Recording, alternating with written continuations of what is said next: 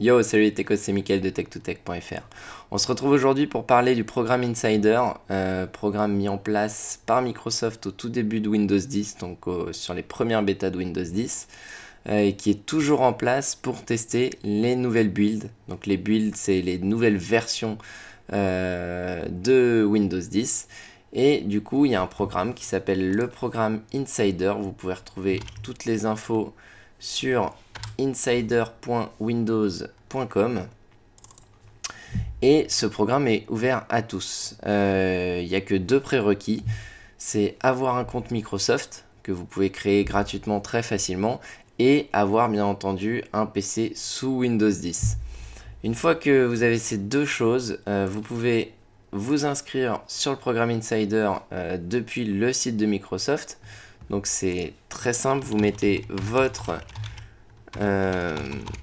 adresse email, votre compte Microsoft, si vous en avez un, sinon vous pouvez le créer directement depuis cette page. Et ensuite, vous serez inscrit sur le programme Insider. Une fois que c'est fait, pour pouvoir commencer à recevoir les nouvelles builds, donc les builds de bêta, il faut activer un petit truc sur Windows 10. Donc vous allez dans Paramètres, dans Mise à jour et sécurité, et ici vous voyez vous avez Programme Windows Insider. Alors il faut savoir que adhérer à ce programme implique de recevoir des nouvelles builds. Il y a trois canaux en fin de compte. Donc le slow ring, c'est le canal lent sur lequel on va recevoir des mises à jour, mais qui seront déjà approuvées par Microsoft comme étant correctes. Vous avez le fast ring, donc le canal rapide, sur lequel vous allez recevoir toutes les nouvelles mises à jour dès qu'elles seront sorties de chez Microsoft. Et du coup, j'allais dire la plupart de ces mises à jour, mais c'est vrai, une bonne partie de ces mises à jour comportent des bugs. Beaucoup, ou moins, c'est plus ou moins en fin de compte en fonction des updates. Du coup, il faut savoir que vous risquez d'avoir des petits soucis si vous testez ça sur votre ordinateur. L'idéal, c'est d'avoir à tester ça, de pouvoir tester ça sur un autre PC ou sur une machine virtuelle. Et vous avez le troisième canal, qui est le canal Insider Preview, je crois, qui est finalement la release juste avant la sortie finale. Du coup, c'est celle qui comporte le moins de bugs possible. C'est quasiment la version finale. Donc une fois que vous avez bien compris ça, vous pouvez activer ou ne pas activer le programme Insider sur votre PC en Windows 10. Donc vous allez dans Paramètres, Mise à jour et sécurité, et ici Programme Windows Insider. Ici, pour pouvoir lancer le programme Insider, il faut associer l'ordinateur à votre compte Microsoft, donc le compte préalablement utilisé pour activer le programme Insider. Vous mettez votre adresse mail ainsi que le mot de passe associé. Votre mot de passe actuel si c'était un compte local.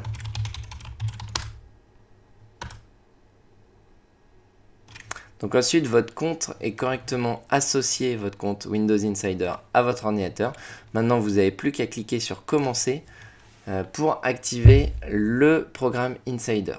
Il y a un petit disclaimer qui vous a un petit avertissement qui vous dit que, attention, il faut s'y connaître un petit peu en informatique, puisque si jamais vous voulez désactiver cette version, ce programme Windows Insider, il faudra réinstaller Windows en partant de zéro, c'est ce qu'ils mettent là. Il faut savoir que vous testez une pré-version et que il faudra partager votre opinion à ce sujet, vous n'êtes pas obligé, hein. Et que vous n'avez rien contre l'envoi fréquent de mise à jour et que vous n'installez pas la version envoyée sur votre ordinateur principal. C'est ce que je vous disais tout à l'heure. Donc là, si vous êtes d'accord avec ça, vous cliquez sur Suivant, vous faites Confirmer. Et là, maintenant, vous faites Redémarrer maintenant. L'ordinateur va redémarrer. Il va vous passer en mode Insider. Et vous aurez quelques petites options supplémentaires notamment le choix du canal en question, donc slow, fast ou insider preview.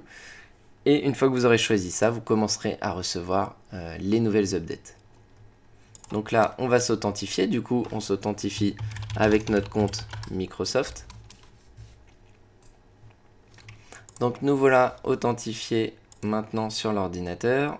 On va retourner dans les paramètres et au même endroit, dans mise à jour et sécurité, programme Windows Insider.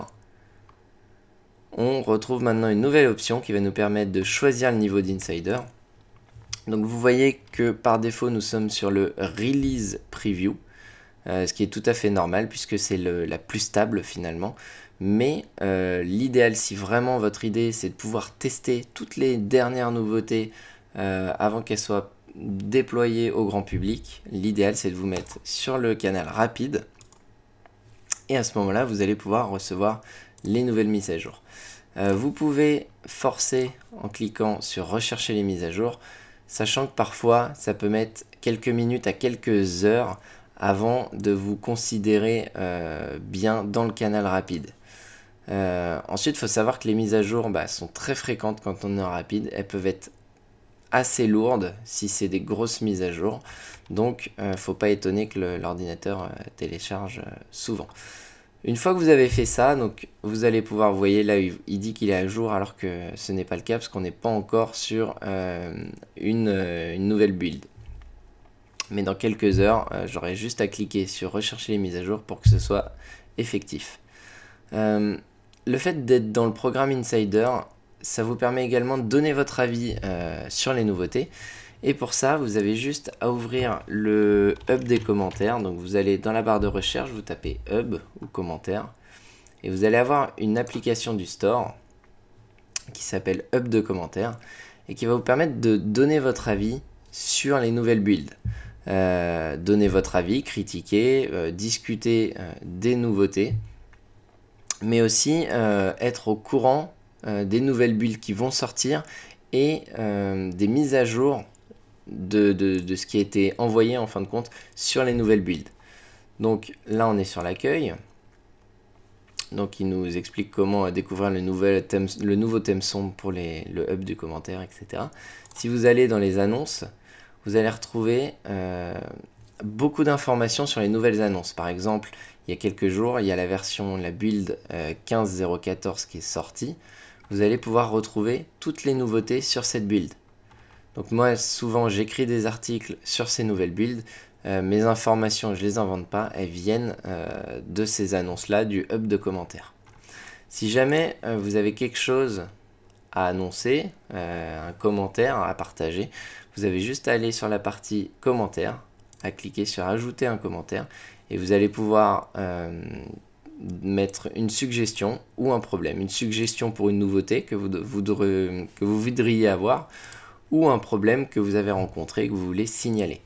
Si on reclique à nouveau sur commentaires, vous allez retrouver les commentaires postés par les insiders et vous allez pouvoir voter pour ce commentaire. Par exemple, là, il y a quelqu'un qui nous dit qu'il aimerait activer la pause et le reprendre les mises à jour en cours. Donc, vous voyez qu'il y a eu 247 votes. Vous pouvez voter pour également si vous trouvez que c'est utile. Et on a une réponse de Microsoft qui nous dit que c'est en étude ou pas. Donc voilà, donc c'est vraiment très intéressant pour toutes les personnes qui travaillent beaucoup sur Windows 10 et qui veulent être au courant de toutes les mises à jour ou voire demander des mises à jour à Microsoft. Alors il faut savoir bien entendu que il y a plusieurs milliers d'insiders, donc votre commentaire sera un petit peu noyé dans la masse, mais s'il est assez original ou qu'il est utile, vous aurez du coup pas mal de votes et ça vous permettra de remonter et peut-être de faire en sorte qu'il y ait un nouveau développement par rapport à votre demande. Donc voilà, c'était très rapide, c'était juste pour vous montrer un petit peu le programme Insider, parce que je parle souvent des nouvelles builds. J'ai eu pas mal de commentaires de personnes me demandant comment récupérer ces nouvelles builds. Donc vous avez cette possibilité-là. Il y a aussi l'ISO en général qui est mis quelques jours après sur le site de Microsoft pour télécharger la build directement via un fichier ISO. Mais l'idéal, si vous voulez être parmi les premiers, c'est de participer au programme Insider et de pouvoir télécharger ça. L'idéal, bien entendu, c'est de mettre ça sur une machine virtuelle, c'est ce que moi j'ai fait. Ça vous permet d'éviter d'avoir des ennuis si jamais la build en question n'est vraiment pas stable. Voilà, je vous dis à très bientôt dans de nouvelles vidéos. Ciao ciao.